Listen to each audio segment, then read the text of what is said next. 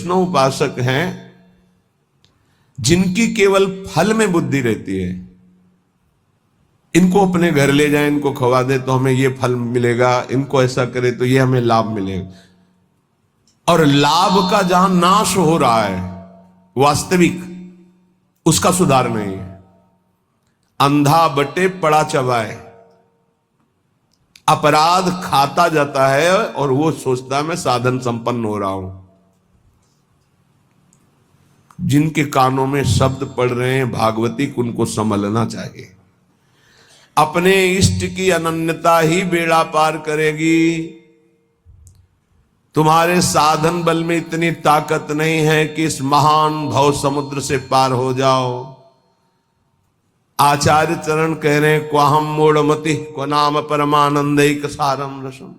मैं मूढ़मति, कहां परमानंद का सार राधा नाम। वो अपने को मूढ़मति समझ रहे हैं। आप इतने विद्वान बुद्धिमान हैं, साधन से वस्तु प्राप्त कर लेंगे, तो हम फिर साधन क्यों करें? असाधन मिटाने के लिए।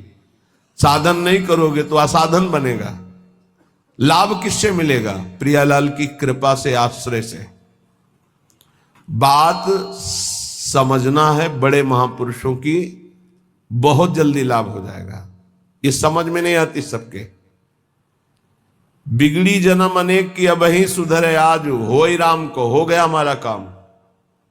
भगवत प्राप्ति पक्की होगी, हो ही राम को। अब समय कैसे व्यतीत करें? नाम जप, गलती ना हो, इसलिए तज कुसुमाज, गंदी बातें छोड़ो, नाम जप करो। इससे समय तुम्हारा सार्थक होगा। गति तुम्हारी प्रभु के होने से होगी। मेरी प्रिया जो, मेरे श्यामा जो, मेरी लाडली जो। ये बात समझ में नहीं आती, ये नहीं समझ में आती। दान पुण्य समझ में आएगा, तीर्थ स्नान, परिक्रमा, साधु सेवा, ये समझ में आएगा, क्योंकि इससे मुझे लाभ मिल रहा है। क्या? अहम को सुख मिल रहा है। मैं प्रति महीने इतना देता हूं, मैं प्रति महीने ये दान करता हूं, मैं ये करता हूं, ये करता हूं। ये हुआ अंधा बटा, और अहंकार रूपी पड़ा चबा रहा है, तुम्हारी समझ में नहीं आ रहा। खाली हाथ मलिनता की मलिनता बनी रहेगी। जिनको कृपा का परिचय मिला वो कह रहे, सबे अंग गुणहीन हो।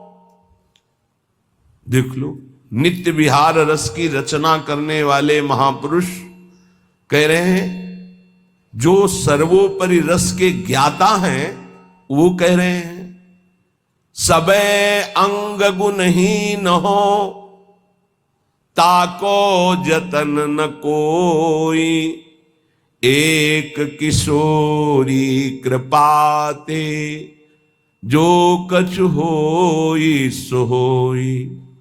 समस्त साधनों से हीन हूं, कोई दैवी संपदा का कोई गुणाभिमान नहीं। कैसे महापुरुष हैं? सबे अंग गुणहीन।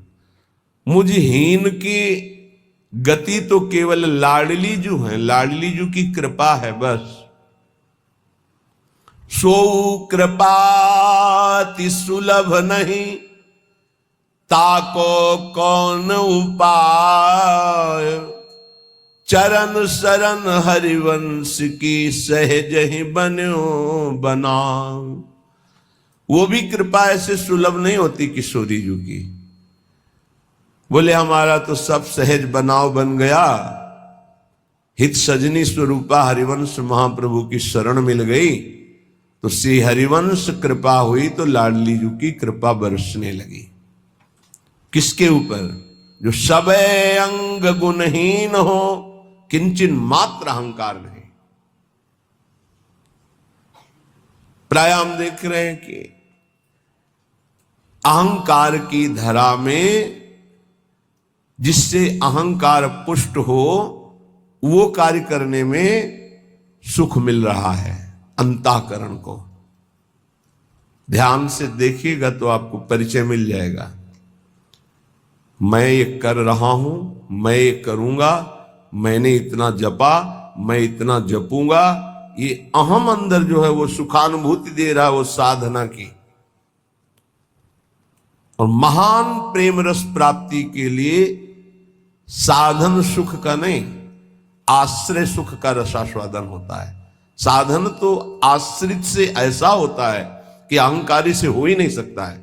5 मिनट में जो आश्रित का भजन होगा वो 5 घंटे अहंकारी करे तो भी नहीं पहुंच सकता। आर्त भाव से द्रवित हृदय से 5 मिनट तन्मय होकर जो उसका भजन हुआ, उसकी बराबरी अहंकारी 5 घंटे क्या 5 दिन करे तो बराबरी नहीं कर सकता।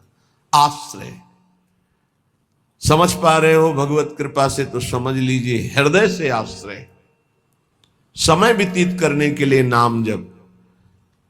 हम आश्रित हैं, इसके लिए पवित्र रहना अनिवार्य है। तो कोई हमसे गंदी बात, गंदी क्रिया, गंदी सोच, गंदे लोगों का संग न बन जाए, ये सावधानी।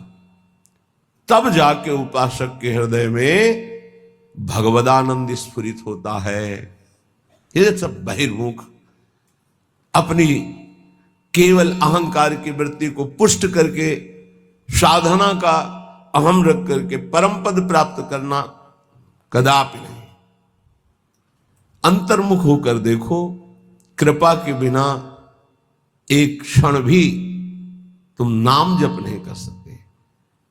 कृपा आपके ऊपर है, उस कृपा की बलिहारी नहीं जा रहे और अहम को पुष्ट कर रहे हो। बहुत सावधानी, अंदर का विषय अगर इसे सुधारोगे नहीं तो बहुत लंबा समय चला जाएगा, बहुत लंबा समय।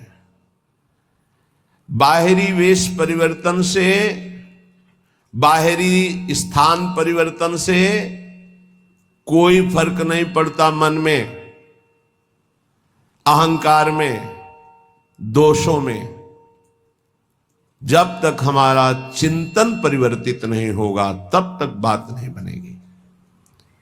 अहम युक्त चिंतन मूढ़ता को धारण करता है।